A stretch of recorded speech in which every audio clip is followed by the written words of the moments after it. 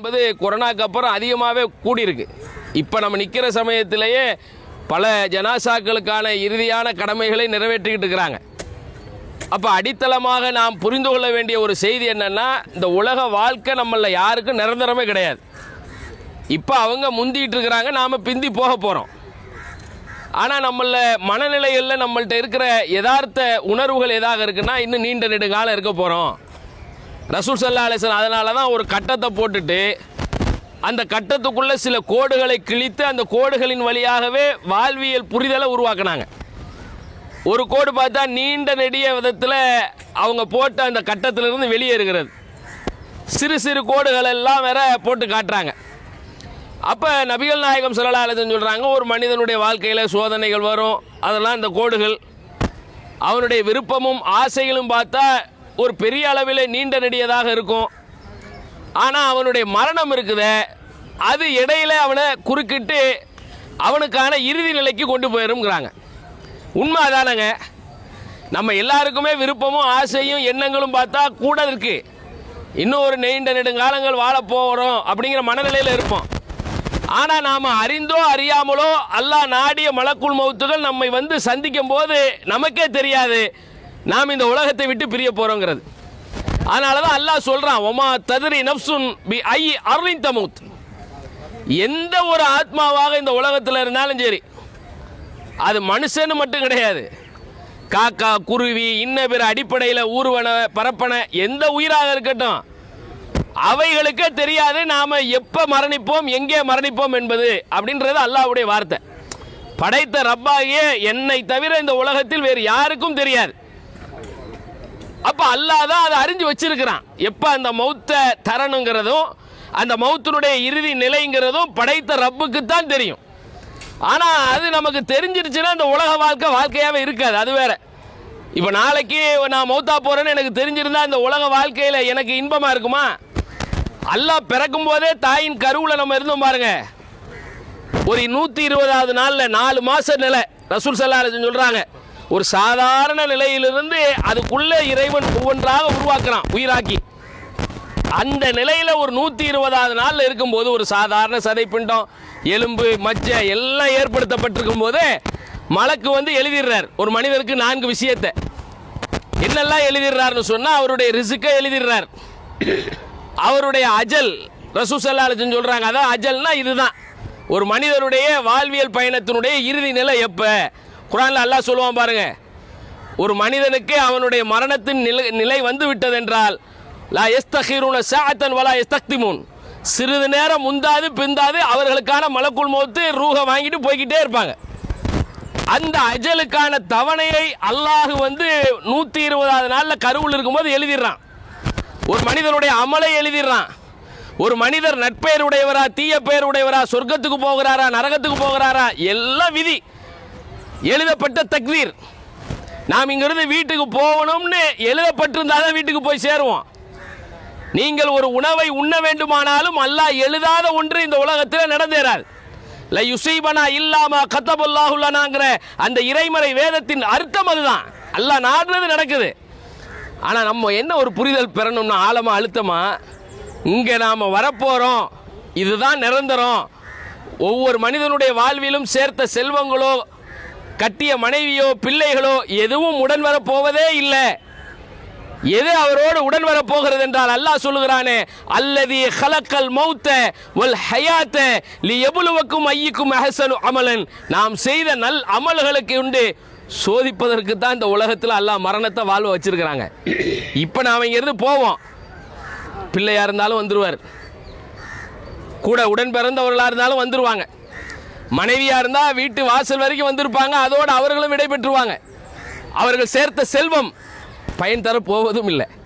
ரசூலுல்லாஹ் சொல்கிறாங்க, நல்ல அமல்கள் சார்ந்த விஷயங்கள் அங்கே பயன் தரப்போகிறது. இப்போ அவர்களுக்கு அதுதான் எபுக்கா அமலுங்கிறாங்க. அவர்கள் சேர்த்த நல் அமல்கள், அந்த நல் அமல்கள் 3 வகையில் பின்தொடரும். ஒன்று சதக்கத்துன் ஜாரியாவாக இருந்தால் பின்தொடரும். இரண்டாவது இல்முன் இன்தஃபு பிஹிங்கிறாங்க, பயனுள்ள கல்வியாக அமைந்திருந்தால் பின்தொடரும். மூன்றாவது சாலிஹான பிள்ளைகள் வழியாக கேட்கப்படுற துவா. நம்ம சொல்ல விரும்புகிறது அதான். ரசூல் ஸல்லல்லாஹு அலைஹி வஸல்லம் மௌத்தா போனவங்களுக்கு நன்மை சேர்க்கறதுக்கு சொன்ன காரியங்களில் இன்றியமையாதது ஒன்று என்ன தெரியுங்களா? அவங்களுக்காக சதக்கா செய்யுங்க, அதை அவர்களுக்கான நன்மையாக சேருங்க.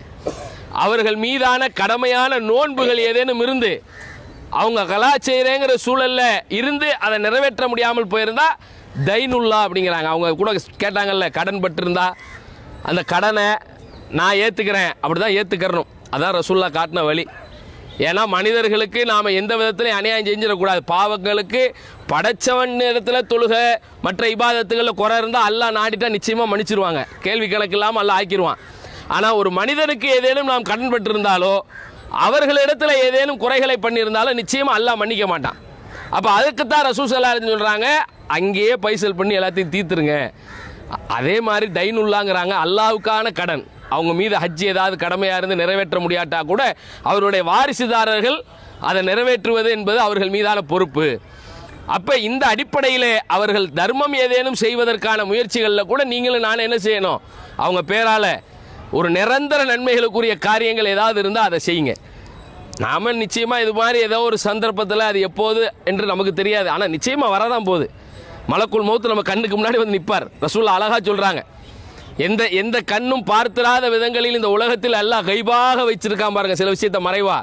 மலக்கை யாருமே இங்கே நம்ம பார்த்ததில்லை, அல்லாஹ் எப்படி பார்த்தது இல்லையோ அப்படி மலக்கை நாம் யாரும் பார்த்ததில்லை, ஆனால் நம்மளோட தான் இருக்கிறாங்க, நன்மை தீமைகளை பதிவு செய்கிறாங்க.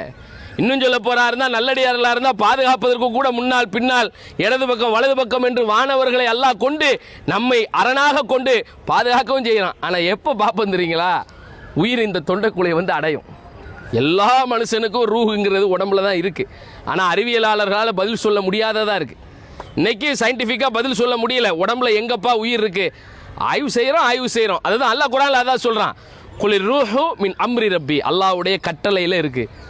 ஒமா ஊத்தித்து மின் இல்மி இல்லா கலீலன், உங்களுக்கான அறிவு ரொம்ப சொற்பமானதாக சாதாரணமானதாக இருக்குது. அந்த உயிர் உடலிருந்து வெளியேறும்போது இந்த கண்ணு பார்க்கும், உயிரை மட்டும் பார்க்காது, மலக்கையும் பார்க்கும்.